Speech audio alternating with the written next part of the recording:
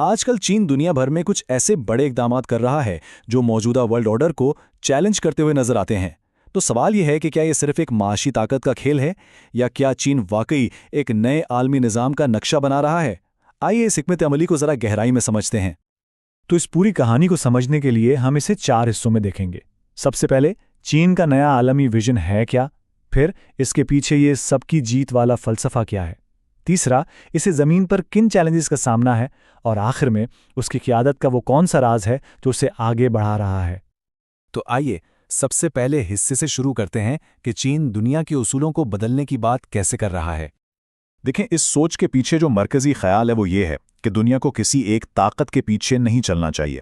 जब चीन हकीकी मल्टीलैटरलिज्म की बात करता है तो इसका मतलब एक ऐसा सिस्टम है जहां सिर्फ अमेरिका और यूरोप की ना चले, बल्कि ग्लोबल साउथ की जो उभरती हुई मईशतें हैं उनकी भी उतनी ही सुनी जाएं। और ये सिर्फ एक नारा नहीं है, इसके पीछे ठोस तजावीज़ भी हैं।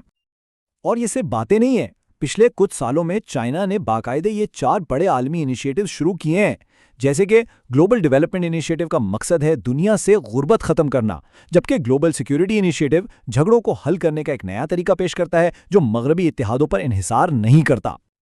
अच्छा, तो इन सब इकदामात के पीछे सोच क्या है, फलसफा क्या है? ये कुछ ऐसे बुनियादी आइडियाज़ पर मबनी है जो सीधा सीधा उस वर्ल्ड ऑर्डर को चैलेंज करते हैं जो दूसरी जंग अजीम के बाद मगरिब ने बनाया था। पहला और सबसे अहम आइडिया है मल्टीपोलर वर्ल्ड, यानी कसीर कुतबी दुनिया का।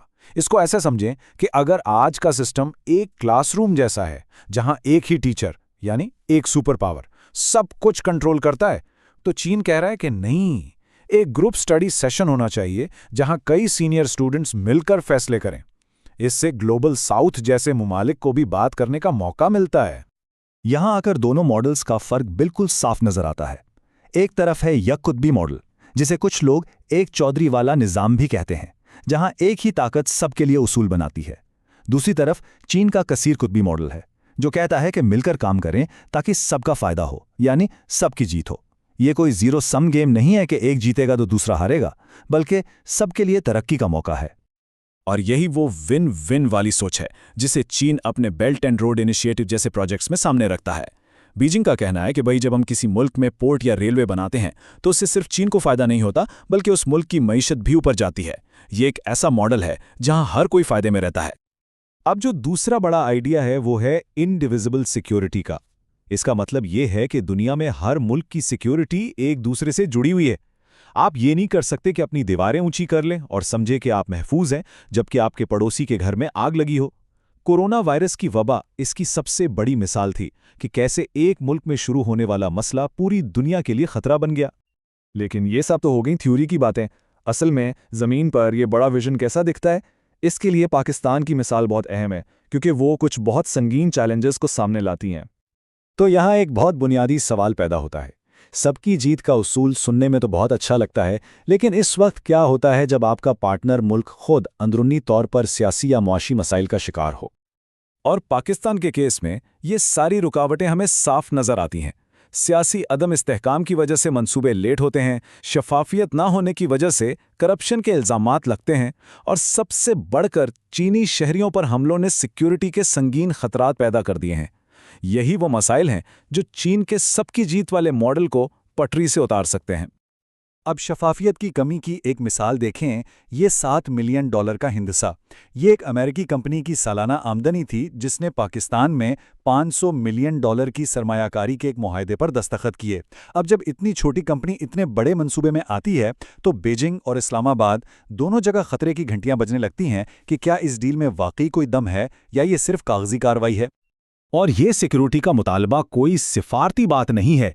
जब भी पाकिस्तान में किसी चीनी शहरी पर हमला होता है तो चीन के सोशल मीडिया यानी वीबो पर अवाम का शदीद गुस्सा सामने आता है, और ये गुस्सा सीधा कम्युनिस्ट पार्टी पर दबाव डालता है कि वो अपने शहरियों की हिफाजत क्यों नहीं कर पा रही।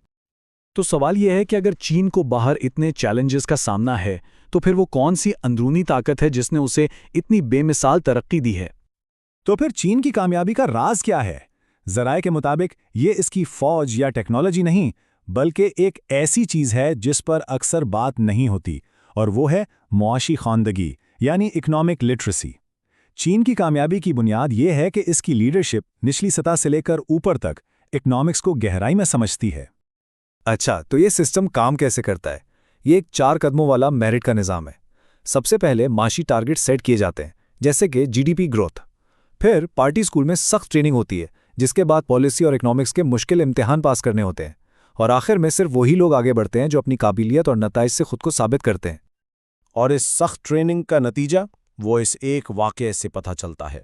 एक मुबस्सिर ने बताया कि वो एक चीनी रहनुमा से मिले जो बगैर किसी कागज़ या नोट के बैठे थे और तमाम माशी आज़ादोशुमार उनकी उंगलियों पर थे। ये एक ऐसी लीडरशिप की तस्वीर है जो सिर्फ सियासत नहीं बल्कि माशी तरक्की की ज़ुबान भी अच्छी तरह जानती है। और ये सब हमें एक आखिरी और बहुत अहम सवाल पर लाकर खड़ा कर देता है।